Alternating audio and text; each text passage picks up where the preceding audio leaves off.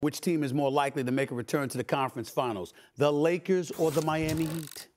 I'm very curious on your answer, Stephen A., but since it's International Women's Day, I know I'm going to go first because I know you like to manifest Miami in the finals so you can hear Esteban and get to go to South Beach when it comes to June. But the answer is truly Miami because JJ is absolutely correct. It feels like ever since that 7-game losing streak, they have turned the corner. But honestly, it's based off of the Western Conference because if you're going to stack them up against the Lakers' path, the Lakers have the path of most resistance. If the playoffs started / play-in started today, the Lakers would go up against the Golden State Warriors in the play-in. Then they'd have to look up and play either the Dallas Mavericks with Luka Doncic, who is leading the league in scoring and also has so many clutch moments in the postseason, and the Sacramento Kings just to make the playoffs. And by the way, the Nuggets, they're only 1 game back of the Timberwolves. We could see a situation where coming in at 8, the Nuggets finish #1, and then you've got Jokic. Then you've got that squad that we just saw dismantle the Celtics down the stretch. So yeah, as much as the Lakers have been there, the Heat have a better path to make it moving forward. Go ahead, Wendy. Yeah, this is a good question with an easy answer. It's unquestionably the Heat. When you look at the Heat, they're tied for 6th right now with Philadelphia, and they have missed the most games due to player injuries of any team in the league. They are not a 6th-place team. They are holding a 6th-place record because of injuries. They are not a 6th-place team. They also have the 3rd easiest schedule coming in by opponent winning percentage. They are primed to move up and finish in that top 6. They've got 2 games left against Philadelphia, who they're tied with, where they can do the separation on their own, not even needing any help. Also, the teams in the East that they're going to have to compete with, all of them are really banged up.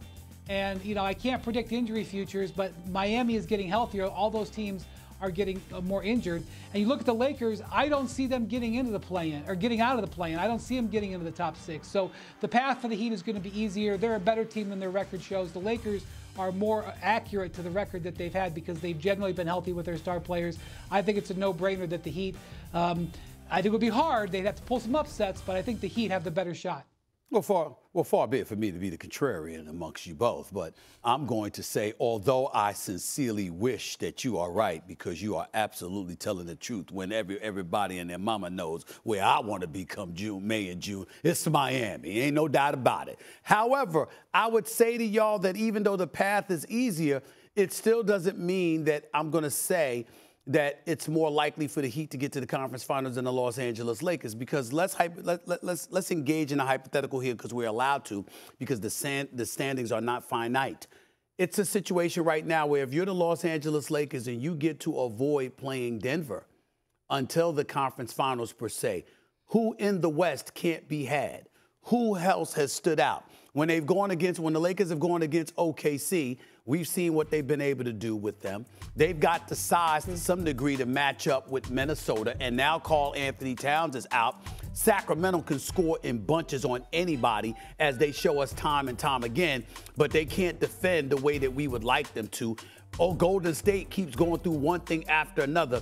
Every time we believe in Dallas, something happens. Even when Luka Doncic is dropping triple-doubles, they can still manage to lose to a Philadelphia 76ers team without Joel Embiid on a Sunday afternoon. So we got to take those things into consideration as well. I would tell you, we don't mention New Orleans enough. I will, because they've got size, they've got depth, they've got athleticism, and they've been playing well. They're coming. I'm not going to ignore them. But when I look at the Los Angeles Lakers, since February 1st, 10-5, offensive rating, 3rd best in the NBA behind the Celtics and the Thunder. Field goal percentage, 51.4%, tied for the best in the NBA.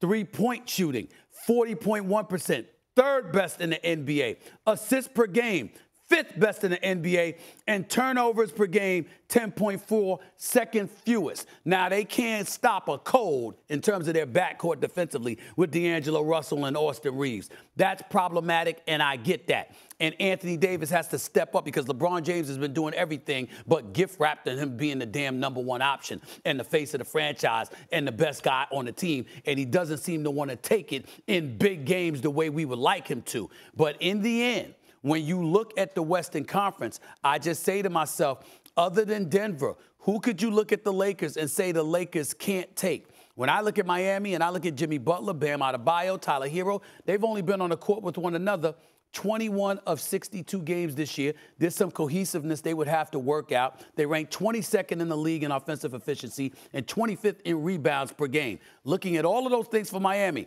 could they make a run? Sure, but they did it last year. You willing to bet on that this year? I don't know about that, y'all. Go ahead, Janae. Well, I think you can make that exact argument that you made, like, hey, the matchups, the favorability. You can make that exact argument for the Miami Heat because in one postseason we saw last year, they took down the Bucks. Now, mind you, I know Giannis was coming off of an injury situation. And if there's one person that I think the Celtics lose sleep over, it is absolutely playoff Jimmy. It is this Miami Heat squad. And they seem like a team similar, I'm not saying in talents or like best team, right? But similar to the Nuggets. Early when the season started, the Denver Nuggets, they lost a couple of early road games. It just seemed like their complete focus wasn't there. And I think that's because they made it to the pinnacle. They made it to the NBA Finals. They won a championship. And now they're like, okay, our focus is showing up in the big games and also having our legs and be ready for those big moments. I think the Miami Heat have paced themselves, and now they're built to surge, especially come the second half of the season. Let's get back to Jokic and the Denver Nuggets. Did they prove they're the best team in the NBA? The Denver Nuggets have always been, in my opinion, when you tip off the ball, the best team in the NBA. Now, I know the Celtics have the best record, but they're trying to do something that they haven't done in a while. They're trying to bring home Banner 18, so they're doing everything necessary to put themselves in the best position, which is why the game versus the Nuggets was a letdown, because we wanted to say Jason Tatum could take the next step. We wanted to say that, hey, they're going to be one of the hardest places to play because they have one of, if not the best record at home. They're doing a lot of the things that help you improve, except showing up in the biggest moments. Now, I saw some bright spots for the Celtics. I loved Drew Holiday. We got a little bit of his 2021 championship form, knocking down threes, being that clutch player late. I like Porzingis being able to stretch the floor. He's got to help that efficiency a little bit. I think it was like 9 for 23 or something from the field with 23 points. Those are good boosts. But at the end of the day, it's that guy right there, Nikola Jokic. They have the best player on the floor with the best supporting cast that is tailored to his needs. I mean, watching the game, Jokic can get it from the perimeter. He'll get into on-ball actions. He'll find someone open. And then you go to inside the paint. I mean, right there, he's backing people down. And just when you feel like, okay, I'm going to send help, he'll throw a lob, as you see there, to Aaron Gordon, who had 16 really crucial baskets. Or he'll just finish, with the right hand or the left. He can't be stopped on the inside. He can't stop finding his teammates. Like, this is a team that is the best in the NBA, the Denver Nuggets, even though the Celtics are doing, I would say, 99% of everything to put themselves in the position to rival them. Right now, it's the Nuggets. Wendy, I have no doubt that you probably feel the same way knowing you. Who's the team you give the best chance to beat Denver at this point? Because clearly after beating the best team in the NBA, supposedly, which is the Boston Celtics, sweeping them in this series, we've got to look at the Denver Nuggets as the favorites. Who do you see as the biggest threat to them? I think it's definitely Boston. I think at full power, Minnesota is interesting. I don't think that they have quite enough. I would like to see that series with Karl Towns healthy. I don't know if we'll get it. I do think Boston, and there's a couple of reasons. One, Boston, I believe, is going to end up having home court advantage against anybody in the West. They've got a 6-game lead over Denver right now, even though Denver has the tiebreak now. I don't think they're going to lose that lead. So Denver is almost unbeatable at home. They did lose at home earlier this week to Phoenix in overtime, but they're very hard to beat at home. They were untouchable at home in the playoffs last year, other than when Miami got them in the one game in the finals. So a series in this matchup would start in Boston. And on the road, Denver is just a little bit less potent. Now, they stress you out so much defensively. The other thing is Jokic, and this is a feather in his MVP case. Jokic called on his team at the All-Star break. I think he sent a group-wide text message, and my guess is he's not that active on the group text on the team, but I don't know for sure. But my guess is he's not that active. He sent a group message basically imploring his team, let's get it going. And they've been almost untouchable since they came back from the break. And I kind of think that would start to show up in road games. But I do think that you have a little bit of an edge on them if you can get with a home court advantage. And Boston would have that. Stephen A., if this was a 7-game series and last night was game 1, okay, I would still like Boston's chances because I think that there are some matchup things that they found. They used Drew Holiday as a defender on Jokic in the fourth quarter. And they had a little bit of success. They were able to get some stops. They used Porzingis. They brought some double teams. They were very effective in limiting the Nuggets from three-point range. Also, the Nuggets bench played better than they usually do. I feel like this would be a 6 or 7 game series. And if you had home court, maybe you get them. Wendy, I can't believe I have to say this to you because I love you dearly. You know that. Don't ever take that long again on International Women's Day. I mean, you taking time away from Sinead. You understand what I'm saying? Sinead, go ahead. Wendy went on about a minute or two too long, Wendy. Let's reel it back. Go ahead, Sinead. Go ahead. Look, I agree with you that Boston probably has the best home court in the NBA based off what we've seen this season.